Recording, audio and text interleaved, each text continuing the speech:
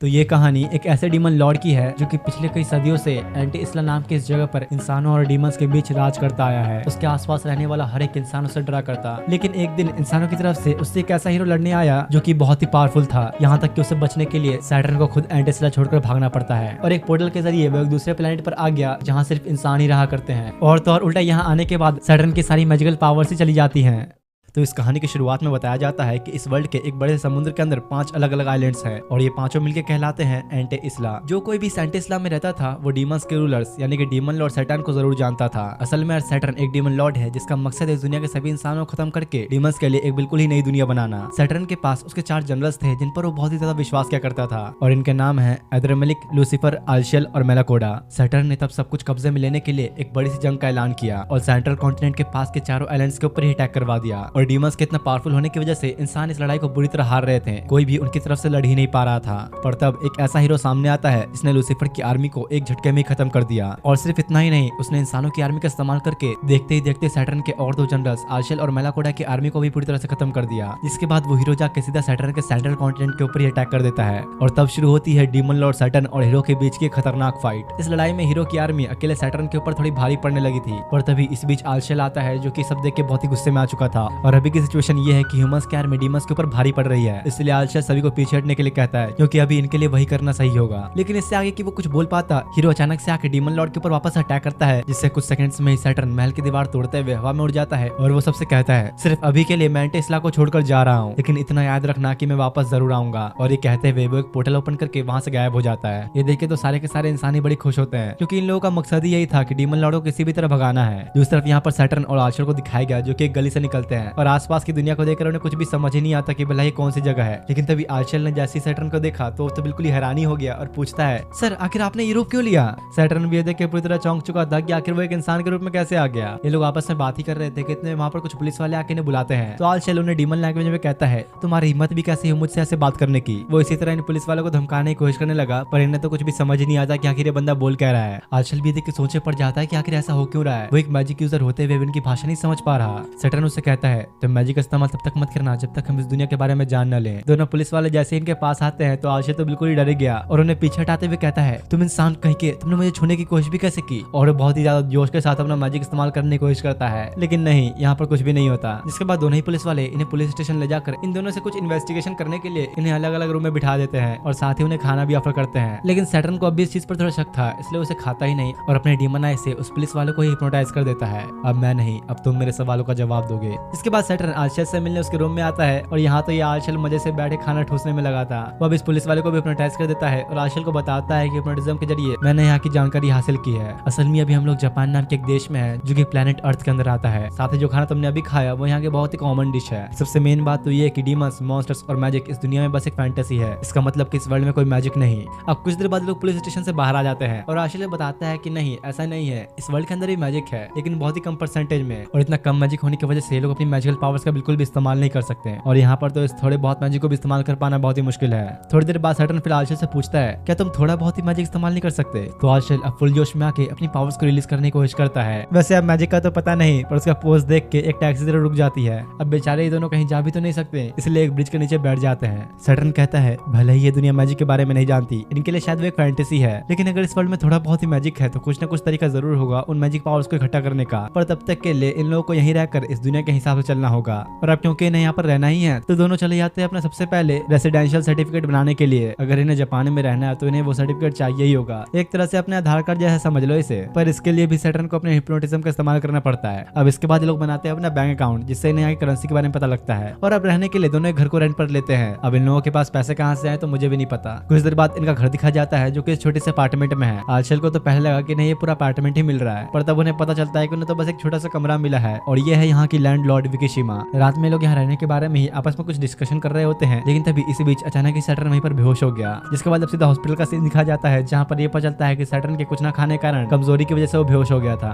और यहाँ हॉस्पिटल का बिल तो इसका और दिमाग खराब कर देता है। अगले दिन शाम के वक्त लोग साथ मिलकर एक जॉब के रेज्यूमे को भरते हैं क्योंकि अगर इन्हें यहाँ पर रहना है तो एक जॉब तो करनी ही होगी पैसा कमाने के लिए। और सैटर्न यहाँ पर अपना नाम बदल कर सडाओ माओ रखता है। अब कुछ दिन बाद का सीन दिखाया गया जहाँ पर सैटर्न बिल्कुल एक नॉर्मल कपड़ों में था। तभी आलशेल उससे कहता है आपको जरा इन पैसों की पावर्स को ढंग से इस्तेमाल करना चाहिए। अरे तुम चिंता मत करो, मैंने सोच के खर्च किया है। वैसे भी गर्मियों के मौसम में फ्रिज तो चाहिए ही होगा और वॉशिंग मशीन भी तो जरूरी है ना, साथ ही साइकिल भी तो हमारे काम ही आएगी। तो हाँ, सैटर्न ने सब कुछ खरीद लिया है, वो भी बिना EMI के, हैंड टू हैंड पैसे देकर। लेकिन आजकल यहाँ पर सैटर्न से काफी गुस्सा था, क्योंकि इन लोगों के पास फ्रिज तो है लेकिन खाने के लिए कुछ भी नहीं। आजकल को तो इतने गुस्से में देखकर सैटर्न भी डर गया और अपने काम का बहाना लगाकर जल्दी से साइकिल लेकर वहां से निकल जाता है। वो जाहिर आता है कि रास्ते में बारिश होनी शुरू हो जाती है, तो वो थोड़ा रुक कर अब रोड क्लियर होने का इंतजार करने लगा। तभी इतने में एक लड़की वहां पर आती है जो कि भीग रही थी। सैटर्न उसे छाता देते हुए कहता है, मैं जहाँ काम करता हूँ वो जगह पास में ही है, तुम मुझे वहाँ छाता वापस कर सकती हो। और वो ये कह के तेजी से वहां से निकल जाता है। अगले सीन में ये पता चलता है कि असल में सैटर्न मैकडोनल्ड्स नाम की एक जगह पर पार्ट टाइम जॉब कर रहा है और भाई ये भी कहीं ना कहीं काम मिलने से खुश भी था, क्योंकि यही चीजें उसे वापस डीमन लॉर्ड बनने में हेल्प करेगी। दूसरी तरफ यहाँ पर आजकल एक लाइब्रेरी में कुछ बुक्स पढ़ने के लिए आया हुआ था। तभी पास्ट का एक सीन दिखाया जाता है जहाँ पर सैटर्न उसे कहता है, पार्ट टाइम जॉब करके पैसे मैं कमाऊंगा और तुम्हारा काम होगा अपने दिमाग को इस्तेमाल करके ये पता लगाना कि हमारी मैजिक पावर्स को वापस कैसे लाया जाए। इधर यहाँ पर सैटर्न ब्रेक टाइम खत्म होने के बाद अपने काम पर फिर से लग जाता है, पर अब यहाँ तो कस्टमर्स की भीड़ ज्यादा ही हो गई थी। तभी उसे ध्यान आया कि फ्राइज तो अभी भी तैयार नहीं हुए और कस्टमर्स भी काफी ज्यादा आ चुके हैं। काम का लोड ज्यादा होने की वजह से वो सोचता है क्या मुझे अपने मैजिक को इस्तेमाल कर लेना चाहिए, लेकिन आशिल ने तो मुझे ऐसा करने से मना किया हुआ है। तब इतने मैनेजर आके उससे पूछती है कुछ गड़बड़ है क्या,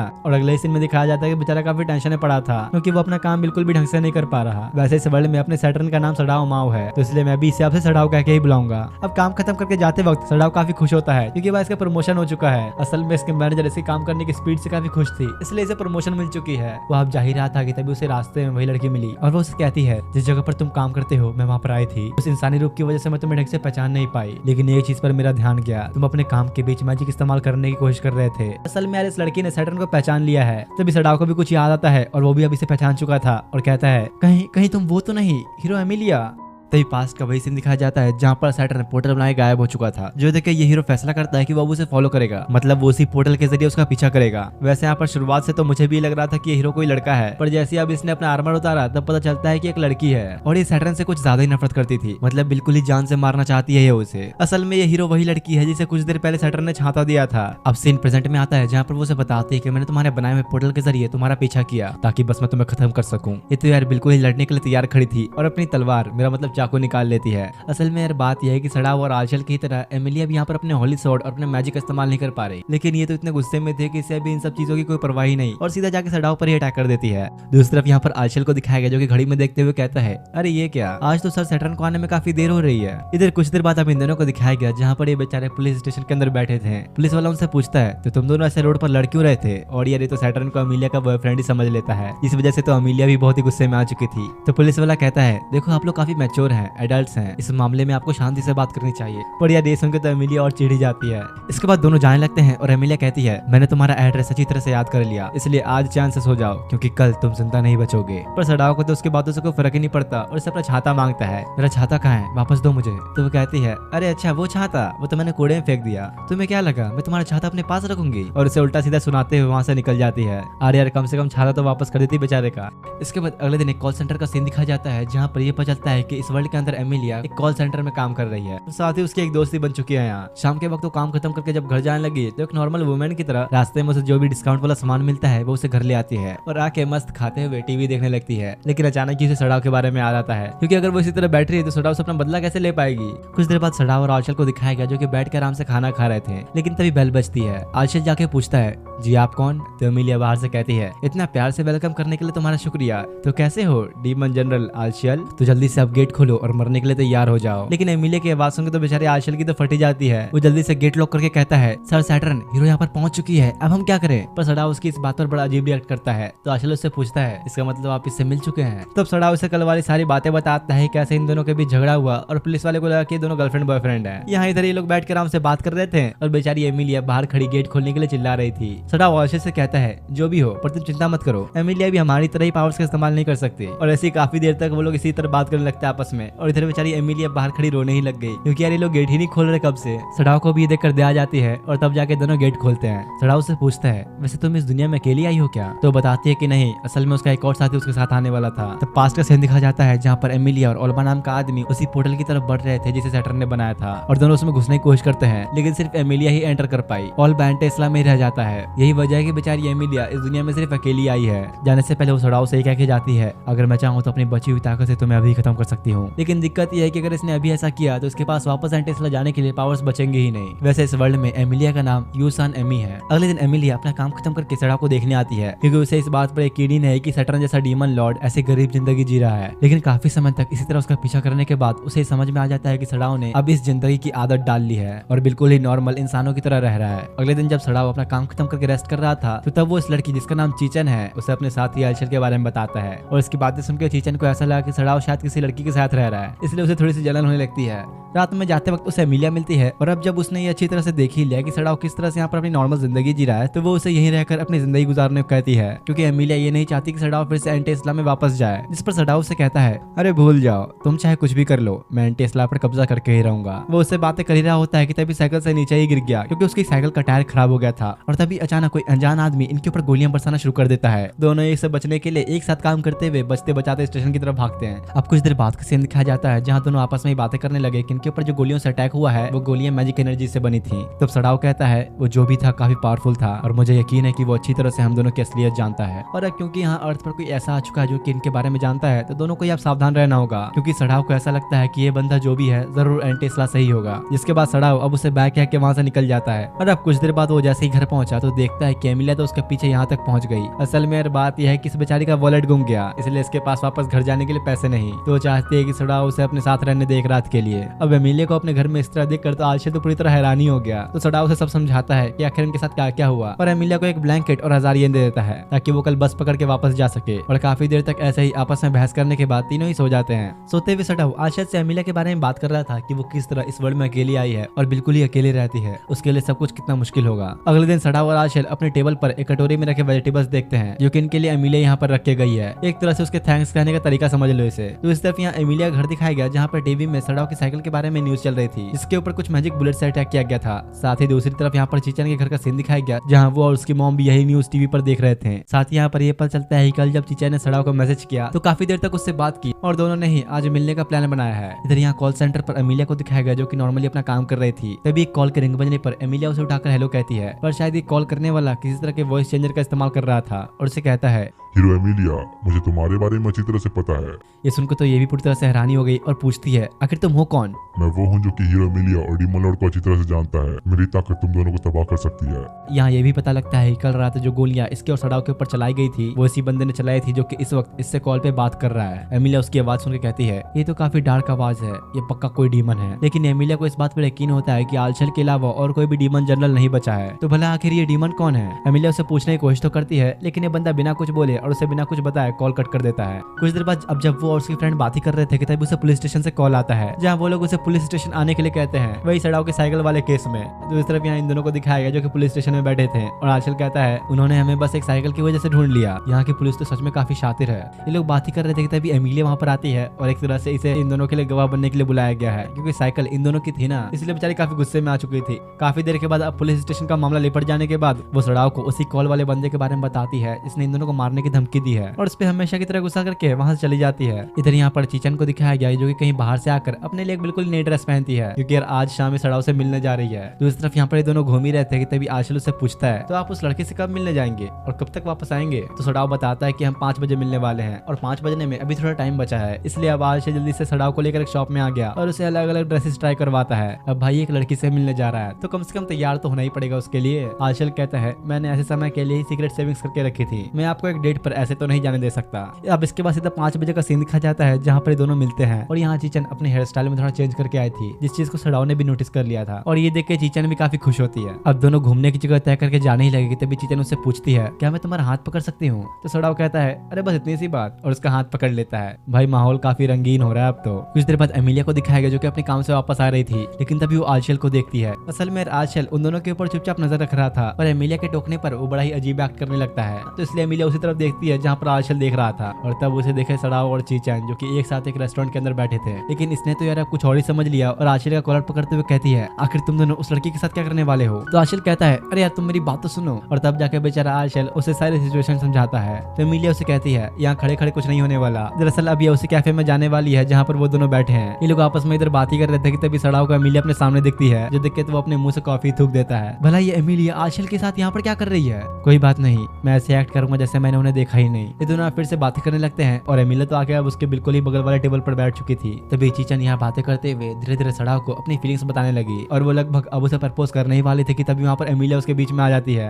अरे रुक जाओ, इसके साथ रहना तुम्हारे लिए ठीक नहीं, ये जैसा दिखता है वैसा है नहीं। पर चीचन को तो ये देखकर और गुस्सा ही आ गया कि आखिर एमिलिया उनके बीच में क्यों आ रही है और उसे लगने लगा कि शायद ये सड़ाओ की एक्स है। लोग आपस में इसी बात को लेकर लड़ने लगे तभी अचानक वहाँ पर अर्थक्वेक आना शुरू हो जाता है और ये कोई नॉर्मल अर्थक्वेक नहीं था क्योंकि उससे पूरी की पूरी बिल्डिंग ही हिलने लग गई और पूरी तरह से गिर के डिस्ट्रॉय हो जाती है। कुछ देर बाद का सीन दिखाया जाता है जहाँ पर चीचन और एमिलिया बिल्डिंग के गिरने की वजह से बीच में फंस चुके थे। बाहर निकलने का यहाँ पर कोई रास्ता ही नहीं है। एमिलिया को ये फील हो चुका था कि सड़ाओ उसके आसपास ही है, इसलिए वो अपनी थोड़ी सी मैजिकल पावर्स का इस्तेमाल करके चीचन के सर पर हाथ रखकर उसे वहीं सुला देती है। और जब यार सड़ाओ बाहर आया तो बिल्कुल एक अलग रूप में होता है, बॉडी निकल चुकी है इसकी, मतलब कि अपने डिमन फॉर्म में आ चुका है। एमिलिया भी देख के हैरान थी कि आखिर इसके पास इतनी मैजिकल पावर्स आ कहाँ से गई, ये इस फॉर्म में कैसे आ गया। पर सड़ाओ को भी इस बात का खुद ही नहीं पता कि आखिर उसके साथ कैसे हुआ। वो एमिलिया से कहता है तुम चीचन को संभालो, हम रेस्क्यू टीम का इंतजार नहीं कर सकते। और वो डिमन पावर्स का इस्तेमाल करते हुए उन पत्थरों को उठाने लग जाता है। लेकिन एमिलिया तो अभी भी इसी सोच में डूबी थी कि सैटर्न जैसा एक डीमन इंसानों की मदद क्यों कर रहा है। इधर यहाँ सड़ाओ अपने मैजिक से रास्ता बना के सभी के सभी इंसानों को वहाँ से निकाल लेता है। और सबसे मेन बात तो यहाँ पर यह थी कि सड़ाओ ने सबको ही बचा लिया, किसी की भी मौत नहीं हुई यहाँ पर। और जब तक सब लोग बाहर आते हैं तब तक काफी सारी पुलिस गाड़ियां भी वहाँ पर आ चुकी थी। एमिलिया भी पूरी तरह से हैरान खड़ी थी और तब उसके पास का एक सीन दिखाया जाता है जब वो छोटी थी। एक दिन उसके डैड खेतों में काम कर रहे थे और वो उनके लिए लंच लेकर आती है। दोनों आराम से बैठकर लंच ही खा रहे होते हैं कि तभी उनकी जान पहचान का एक आदमी वहाँ पर आता है। और इस सब की बातों से पता लगता है कि डीमंस ने नॉर्थ और ईस्ट दोनों जगह की लैंड को तबाह कर दिया और अब अगली बारी वेस्ट की होने वाली है जहाँ पर अब ये लोग रह रहे हैं। एमिलिया के डैड कहते हैं तुम्हें चिंता करने की कोई जरूरत नहीं, हमारी जमीन को रॉयल आर्मी प्रोटेक्ट करती है। जिस पर वो आदमी कहता है हाँ लेकिन मुझे नहीं लगता कि हम लोग डीमन जनरल लूसीफर से जीत भी पाएंगे। कुछ देर बाद अब रॉयल आर्मी के कुछ लोग एमिलिया और उसके डैड के पास आते हैं। एमिलिया को लगता है कि ये लोग यहाँ पर इन्हें बचाने आए हैं, लेकिन असलियत तो ये थी कि ये लोग एमिलिया को ही लेने आए हैं। दरअसल यार बात यह है कि एमिलिया एक एंजल की बेटी है। पूरे एंटी इस्लाम में यही एक अकेली इंसान है जिसके पास डीमंस को हराने की ताकत है। लेकिन एमिलिया अपने डैड को छोड़कर कहीं जाना ही नहीं चाह रही थी, तो वो उससे गले लगाते हुए कहते हैं एक दिन आएगा जब तुम मेरी बात को समझोगी। और तब उसके बाद छोटी एमिलिया को वहाँ से ले जाया जाता है। यह आखिरी बार था जब एमिलिया ने अपने फादर को देखा, क्योंकि उसे ले जाने के कुछ दिन बाद डीमन जनरल लूसीफर ने उसके पूरे गांव को ही जलाकर राख में बदल दिया।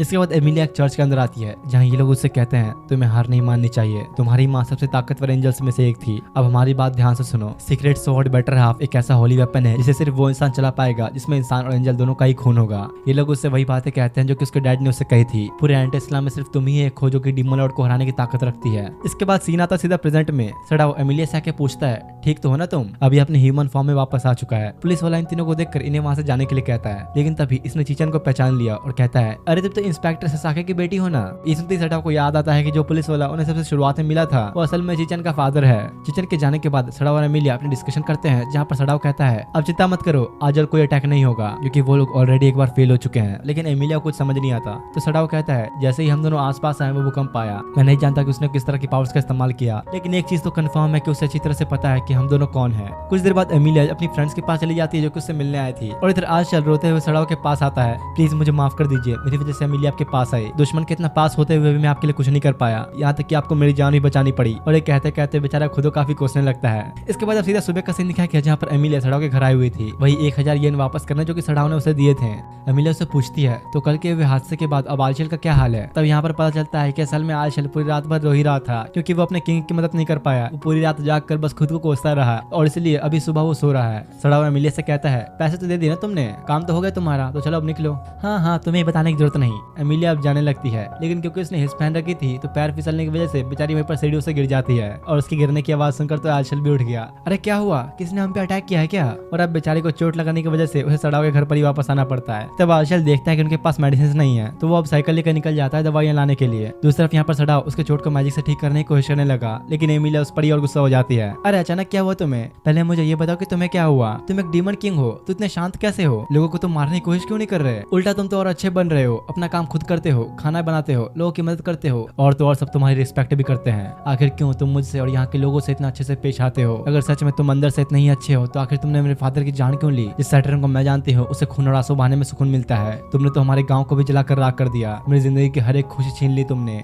तब एमिलिया की इन सब बातों पर सड़ा उदास होते हुए कहता है माफ करना, लेकिन उस समय मैं ऐसा नहीं था जैसा अब हूँ, मैं पहले इंसानों को बिल्कुल भी समझता नहीं था, इसलिए प्लीज मुझे माफ करना। इतने में तब चीचन आलचल के साथ सड़ाओ से मिलने आती है, पर इन दोनों के साथ देखकर उसने यहाँ पर कुछ गलत ही समझ लिया और रोते हुए वहाँ से भाग जाती है। दूसरी तरफ यहाँ एंटेस्ला का सीन दिखाया गया जहाँ पर एमिलिया के दोनों साथी गेट नाम के एक मैजिक का इस्तेमाल करते हुए अर्थ की तरफ ही आ रहे थे। इधर यहाँ चीचन जा ही रही थी कि तभी वो किसी से टकराती है जो कि उससे बड़ी अजीब तरीके से ही बात करता है। तभी वो अपनी रियल फॉर्म में आता है और दोनों तरफ से ही उसे काले पंख निकल आते हैं। तो आखिर समय आ ही गया जब मैं सैटर्न को खुद खत्म करूंगा। इतने में तभी उसकी प्रेजेंस की वजह से सड़ाव, एमिली और आर्शल तीनों ही वहाँ पर पहुंच जाते हैं। वो देखते हैं कि हर जगह पर तबाही हो रखी है और आसमान में वही काले पंख वाला बंदा उड़ रहा है। तीनों ही उसके पास जाते हैं और सैटर्न उसे देख के कहता है, हाँ मुझे लगा ही था तुम ही होगे। तो वो बंदा सामने से कहता है, अरे अरे देखो कौन आया है, हमारे द ग्रेट डीमन किंग। और तब यहाँ पर ये पता चलता है कि यह है लूसीफर, सैटर्न के 4 जनरल्स में से एक। याद तो है ना तुम लोग को, यही है Lucifer, one of the strongest demon में से एक। दूसरी तरफ इधर एमिलिया के दोनों साथियों को दिखाया गया जो कि उस गेट मैजिक के जरिए अर्थ पर ही आ रहे थे, लेकिन इन्हें काफी समय लग रहा था और बीच रास्ते में ही इनमें से एक को भर भर के उल्टियां आनी शुरू हो जाती हैं। इधर एमिलिया लूसीफर से पूछती है, आखिर तुम जिंदा कैसे हो? मुझे अच्छी तरह से याद है कि मैंने सीधा तुम्हारे दिल पर वार किया था। सड़ाव कहता है, ये उसकी मेहरबानी है जो कि अभी तुम्हारे पीछे छुपा है। और तब वो आदमी सामने आता है, इसका नाम है ओल्का मेयर और ये एमिलिया के साथियों में से ही एक है। तो इसका मतलब उस पोर्टल से आते टाइम एमिलिया के पीछे तुम ही थे। जब एमिलिया ने पहली बार मुझे इस बारे में बताया था तभी मुझे शक हो चुका था। और अब ये सब देख के एमिलिया को बहुत बड़ा झटका लगता है। आखिर क्यों? तुम लूसीफर के साथ क्यों काम कर रहे हो? ओल्का उसे बताने वाला होता है कि तभी सड़ाव कहता है, हाँ मुझे पता है, इसलिए ताकि डीमन किंग के जाने के बाद एमिलिया को पावर्स ना मिले, चलो उसे छुपके से खत्म कर दिया जाए। क्यों? तुम कुछ ऐसा ही सोच रहे थे ना? लूसीफर को तुमने कहा होगा कि तुम उसे हेवन से वापस ले आओगे और बदले में वो तुम्हारा साथ देगा। एक मिनट, आखिर तुम्हें सब कैसे पता? तो सड़ाव कहता है, क्या बकवास है, ये हर कहानी में ही तो होता है। तेरी प्लानिंग तो बिल्कुल एक बी ग्रेड की मूवी की स्क्रिप्ट से ही बेकार है टकले। ओल्का को तो कुछ समझ ही नहीं आता, लेकिन आर्शल को ये अच्छी तरह समझ में आ चुका था कि सैटर्न ने मूवीज देखने में अपने पैसे बर्बाद करे हैं। बेचारा आर्शल इधर दिन रात अपने पैसे बचाता रहता था अपने दिल पर पत्थर रख के, और सैटर्न इस तरह पैसों को उड़ा रहा था। इसी बात से उसे काफी गुस्सा आ जाता है और दोनों आपस में ही लड़ना शुरू कर देते हैं। लेकिन तभी लूसीफर आर्शल पर अटैक करके उसकी चेस्ट में खोल कर देता है। अरे तुम लोग जरा फालतू बातें करना बंद करो, मेरे पास सबके लिए टाइम नहीं। आर्शल उसी बुरी हालत में सड़ाव से कहता है, सर अगर आपको मूवीज देखनी है तो महीने की शुरुआत में देखा करिए, तब डिस्काउंट भी मिलेगा। लूसीफर अब उड़ते हुए एक अटैक बनाकर इन लोगों के ऊपर बहुत सारी लेजर्स फायर करता है, लेकिन सड़ाव मैजिकल शील्ड का इस्तेमाल करते हुए उसे किसी तरह रोक लेता है। ये लोग अब आर्शल को लेकर जल्दी से वहां से भागने लगते हैं क्योंकि लूसीफर अभी हर जगह पर ही तबाही मचा रहा है। जो देखकर एमिलिया कहती है, तो क्या हम लोग बस इसी तरह भागने वाले हैं? जिस पर सड़ाव कहता है, हाँ हम लोग अभी ऐसा ही करेंगे क्योंकि मेरे लिए आर्शल को बचाना ज्यादा जरूरी है। और हाँ, यहाँ पर एक चीज पता लगती है कि लूसीफर अभी इतने मैजिक का इस्तेमाल इसलिए कर पा रहा है क्योंकि वो इंसानों के नेगेटिव इमोशंस को सोख रहा है अपनी पावर्स के लिए, और ये बात सड़ाव को भी समझ में आ चुकी थी। इतने में तभी लूसीफर वहां के कहता है, चलो कम से कम आपको इतना तो पता है। हाँ, ये मुझे उसी दिन पता लग गया था जब मैं लोगों के डर को सोख कर अपने डीमन फॉर्म में वापस आ गया था। लूसीफर भी सुन के हैरान हो गया और उससे पूछता है, अगर आपको मैजिक यूज करने का तरीका पता ही चल चुका था तो आप तो आराम से लोगों में डर भरकर एंटेस्ला वापस आ सकते थे। तो सड़ाव कहता है, हाँ मैंने ऐसा नहीं किया क्योंकि मुझे ये दुनिया काफी पसंद है, इंसान बनने का भी एक अलग ही मजा है। हाँ, आप कुछ ज्यादा ही नरम दिल हो, यही सबसे बड़ी कमजोरी है आपकी। और वो अब इन लोगों पर फिर से अटैक्स करने लग गया। एमिलिया और सड़ाव भागने की कोशिश कर रहे थे कि तभी इतने में लूसीफर सड़ाव पर अटैक करके उसके हार्ट में एक होल कर देता है। ये क्या?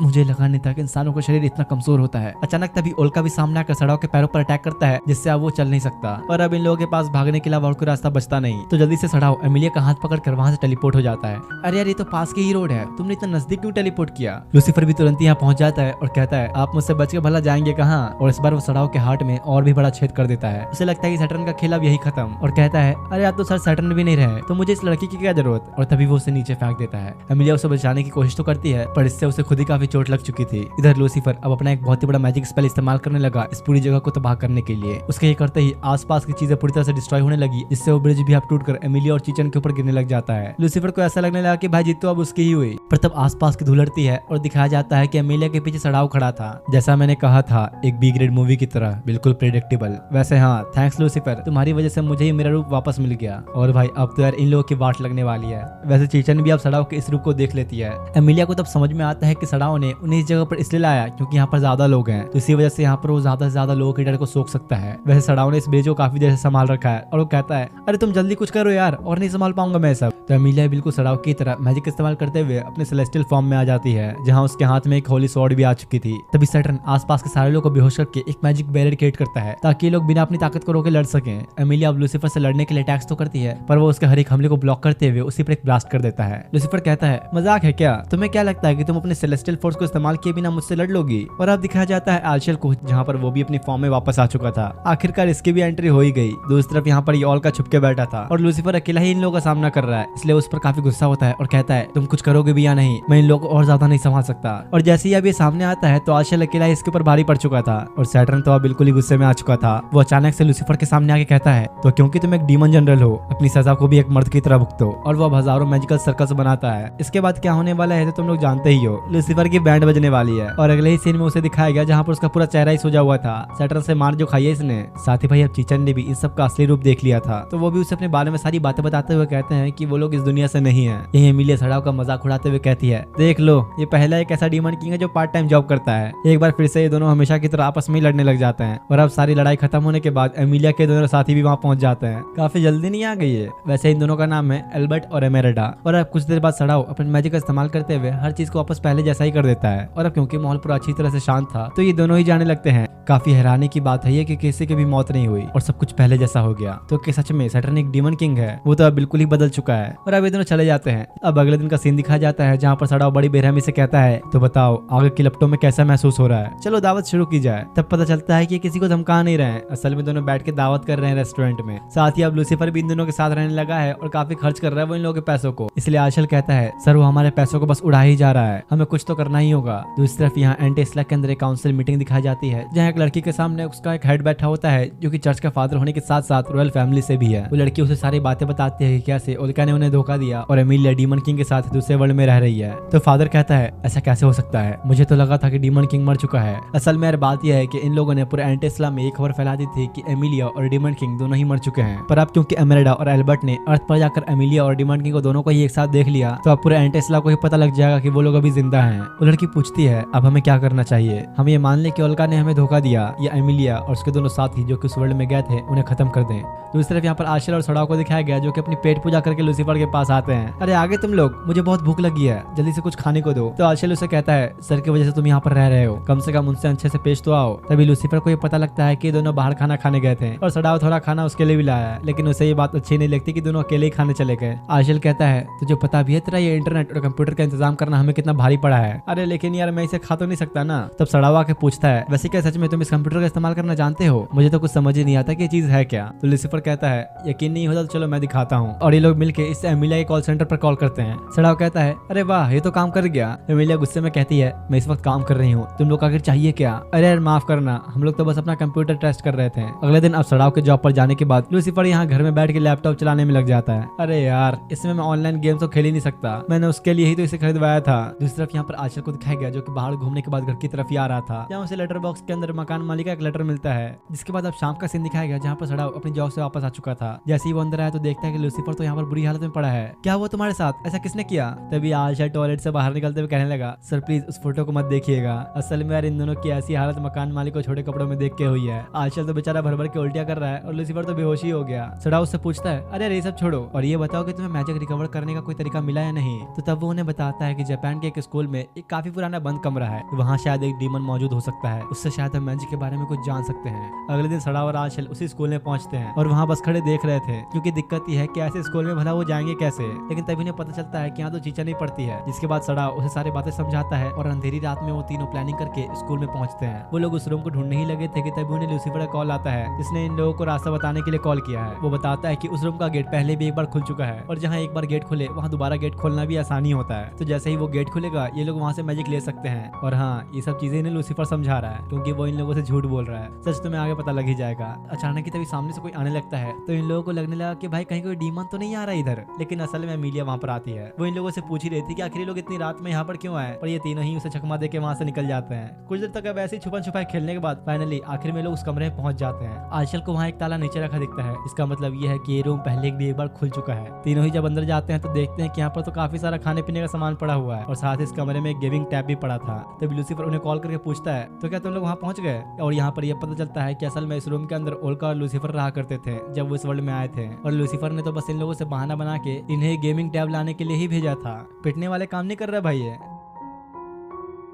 अगले दिन अब शाम का सीन दिखाया जाता है जहाँ पर लूसीफर आलशल से वो गेम मांग रहा था, क्योंकि यार आलशल उसे ज्यादा खेलने ही नहीं दे रहा। तभी सड़ाव भी अपना काम खत्म करे घर आ रहा था तो अपने अपार्टमेंट में किमोनो पहने हुए उसे एक लड़की दिखती है। वो सोचता है आज कोई नया नेबर आया है क्या। वो ऊपर जा ही रहा था कि तभी वो लड़की सीढ़ियों से फिसल कर नीचे ही गिर जाती है। आलशल और सड़ाव दोनों ही इसे देखकर हैरान थे कि भला ये लड़की है कौन। जिसके बाद अगले दिन यही लड़की इनसे मिलने आती है, क्योंकि ये उनकी आपसे नई पड़ोसी है इसलिए हेलो कहने आई है। कुछ देर बाद अमिलिया को दिखाया गया जो कि हर रोज की तरह आज भी सड़ाव और आलशल पर नजर रख रही थी। तभी उससे उनके घर में वही नई लड़की दिखती है जो कि लूसीफर को कपड़े सुखाने का तरीका बता रही थी। ये देख के मनी मनो कुछ और ही सोचने लग गई और पता लगाने के लिए अपार्टमेंट में जाती है और यहाँ पर ये पता चलता है कि आजकल की भी तबीयत खराब है, तो इसलिए ये लड़की लूसीफर को घर का काम करना सिखा रही है और इसका नाम है सुजुने। एमिलिया बाहर से सब देख ही रही थी कि तभी अचानक से उसने दरवाजा ही खोल दिया। बेचारी जल्दी से भागने की कोशिश ही करने लगी पर हर बार की तरह सीढ़ियों से ही गिर जाती है, लेकिन सड़ाव सही टाइम पे आके उसे बचा लेता है। कुछ देर बाद अभी सब एक साथ बैठे होते हैं जहाँ पर एमिलिया सुजुने से मिलती है और क्योंकि अब एमिलिया यहाँ पर आ चुकी थी तो हमेशा की तरह इनके बीच बहस शुरू हो जाती है। यही एमिलिया को सुजुने की हरकतों पर थोड़ा शक होता है और उससे पूछती है तुम सड़ाव को पसंद करती हो क्या? जो सुनकर तो सुजुने हैरानी हो गई और जल्दी से उसे बाहर लाके पूछती है हाँ पर ये बात तुम्हें कैसे पता? बस समझ लो मुझे पता है, पर एक बात याद रखना, जितना तुम मुझसे दूर रहोगी उतना ही तुम्हारे लिए अच्छा होगा। और वो उसे अपना कॉन्टैक्ट नंबर देते हुए कहती है बाकी वैसे अगर तुम्हें कोई हेल्प की जरूरत है तो मुझसे बात कर सकती हो। और अब जाने लगती है, लेकिन यार एक बार फिर से बेचारी सीढ़ियों से नीचे ही गिर पड़ी। अब शाम का सीन दिखाया जाता है जहाँ पर सड़ाव की मैनेजर उसे बुला के कहती है तो जैसा कि तुम जानते हो अब एसएफसी की शॉप हमारे सामने ही खुलने वाली है, जिससे हमें भारी नुकसान भी हो सकता है, इसलिए मैं अब तुम्हारा प्रमोशन कर रही हूँ। तुम अब यहाँ के शिफ्ट मैनेजर होगे तो कल से तुम्हें अब ये सब खुद संभालना होगा। कुछ देर बाद अभी लंच करने के लिए बैठता है और आज जो ये लंच लेकर आया था वो खुद सुजुने ने इसके लिए बनाया है। जो सुन के तो चीचन भी बहुत गुस्से में आ चुकी थी। लंच बॉक्स के पहले हिस्से में तो बस खाना था, लेकिन उसके दूसरे वाले पार्ट में सुजुने ने सड़ाव के लिए हार्ट शेप बनाया था, जो देखिए अब इस बेचारी का शक यकीनी बदल जाता है और बहुत ही तेज चिल्लाती है। दूसरी तरफ यहाँ एमिलिया सुपर मार्केट में थी जहाँ वो सामान लेकर बाहर निकल ही रही थी कि तभी अचानक उस पर कोई अटैक कर देता है। वो बचने के लिए अब जल्दी से शीशा बंद कर देती है। वहाँ का मैनेजर ये देख के उसकी मदद करने के लिए आने लगा, पर ये तो उल्टा उसे ही धक्का दे देती है और जल्दी से अपनी होली स्वॉर्ड निकाल के उसे मारते हुए दूर फेंकती है। सुनो तुम यहाँ से बाहर मत निकलना और जल्दी से पुलिस को कॉल करो। एमिलिया अब उससे लड़ने के लिए बाहर आती है जहाँ वो बंदा उस मैजिक लेजर से अटैक करना शुरू कर देता है। तो एमिलिया कहती है मैं नहीं जानती कि तुम डीमन हो या इंसान, पर तुमने ऐसी जगह पर मुझ पर अटैक क्यों किया? वो फिर से उससे लड़ने लगी, लेकिन तब उसे समझ में आता है कि इस बंदे के लेजर्स की वजह से वो अपनी सेलेस्टियल फोर्स इस्तेमाल नहीं कर सकती। उसे समझ नहीं आ रहा था कि आखिर ये चल क्या रहा है और इससे पहले क्या वो बंदा आगे बढ़ के एमिलिया पर अटैक करता, वो मैनेजर आके उसके ऊपर पेंट फेंक के मारता है, जो देख के वो बंदा जल्दी से वहाँ से भाग गया। एमिलिया अपनी होली स्वॉर्ड को वापस रख के उससे माफी मांगती है क्योंकि इसने उस टाइम उसे धक्का दिया था। वो मैनेजर उससे कहता है पुलिस वालों को मैसेज जा चुका है और अब वो लोग यहाँ आते ही होंगे, पर दिक्कत यह है कि पुलिस वालों के आने तक आपको भी यहीं पर रुकना पड़ेगा इन्वेस्टिगेशन के लिए। जिसके बाद काफी देर तक सुपरमार्केट में बैठने के बाद फाइनली उसे जाने की परमिशन मिलती है। जैसे अब उसने अपना बैग चेक किया तो वो देखती है कि जिचेन का कॉल आ रहा था। वो बड़े घबराते हुए उसे कहती है सड़ाओ सड़ाओ क्या हुआ, कुछ हुआ है क्या उसे? हाँ सड़ाओ को किसी ने लंच बॉक्स में हार्ट शेप दिया। इसके बाद अगले दिन एमिलिया और चीचन दोनों ही सड़ाव के घर आते हैं सड़ाव से मिलने, क्योंकि चीचन को अब उनकी नई पड़ोसी के ऊपर शक हो चुका है। उसे लगता है कि शायद वो भी सड़ाव को पसंद करती है। इसके बाद जैसे ही उसके घर का दरवाजा खुलता है तो सामने सुजुने खड़ी थी, जो देखने के बाद तो बेचारी चीचन सदमे में ही चली गई। अब कुछ देर बाद दोनों अंदर होते हैं जहाँ चीचन को ये पता चलता है कि सुजुने इन लोगों के घर का काम इसलिए कर रही है क्योंकि आजकल अभी बीमार है। तभी लूसीफर बॉक्स में से निकलते हुए कहता है ब्रेकफास्ट तैयार है क्या? अरे तुम सब तो पहले ही बैठ गए, मैं कहाँ बैठू अब? और इस बेचारे को अलग छोड़कर सब खाना शुरू कर देते हैं। खाते हुए सुजुने उन्हें बताती है कि वो यहाँ पर एक जॉब ढूंढ रही है, कोई फुल टाइम जॉब नहीं, बस कोई ऐसा पार्ट टाइम जॉब जिससे वो अपना रेंट पे कर सके। सड़ाओ से कहता है ऐसा ही है तो फिर तुम हमारे मैकडोनल्ड्स में क्यों नहीं आ जाती? ये सुनकर तो सबको ही शौक लगता है, अगर तुम आ जाओगी तो चीचन को भी काफी मदद मिल जाएगी। ये सब सुनकर तो लूसीफर अब टेंशन में आ चुका था और सोचता है आखिर कैसे इस बंदे को अब तक चीचन की फीलिंग समझ ही नहीं आई क्या? और इधर बेचारी चीचन की आत्मा तो ये सब सुन के अंदर से मर ही चुकी थी।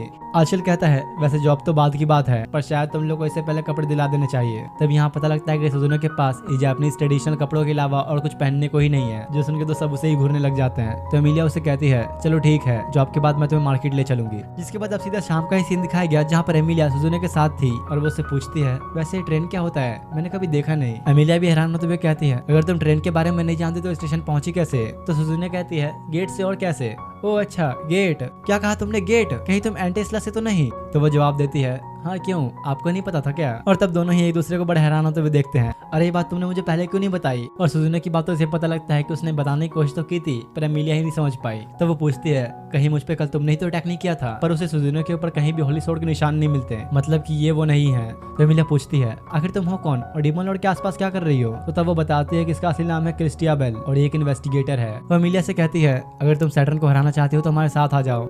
थोड़ी देर बाद ये लोग एक कैफे में आते हैं जहाँ पर सुजुने उसे सारा कुछ समझाते हुए कहती है मैं बस इतना चाहती हूँ कि आप मेरे साथ मिलकर सैटर्न को हराएं और एंटेस्ला वापस चलें। लेकिन एमिलिया ने उसे इस चीज के लिए साफ मना कर दिया क्योंकि डीमन लॉर्ड को हराना हीरो की जिम्मेदारी है, इसलिए एमिलिया नहीं चाहती कि उसके मामले में कोई दखल दे। साथ ही वो सुजुने को वार्निंग भी देती है संभल के रहने के लिए, क्योंकि अगर सैटर्न को किसी भी तरह की भनक लगी तो सुजुने का खेल वहीं खत्म। याद रखना तुम, भले ही वो कैसा भी हो, लेकिन है तो वो आखिरकार एक डीमन किंग ही, कुछ भी कर सकता है। दूसरी तरफ यहाँ पर मैकडोनल्ड्स का सीन दिखाया गया जहाँ पर आज तो कोई कस्टमर ही नहीं आया था, पूरी जगह ही खाली पड़ी थी। इधर यहाँ सड़ा और उसके बॉस काउंटर पे खड़े थे, क्योंकि यार बात यह है कि इन्हें जिसका डर था वही हुआ। सामने नए ओपन हुए एसएफसी ने इनके सारे कस्टमर्स ही छीन लिए। उसकी बॉस बड़े गुस्से में कहती है सड़ाओ तुम्हें जिस भी तरीके का इस्तेमाल करना है करो, बस मुझे अब उस एसएफसी की हार देखनी है। और बेचारा सड़ाओ भी पहली बार अपनी बॉस को इस तरह गुस्से में देखकर डर गया।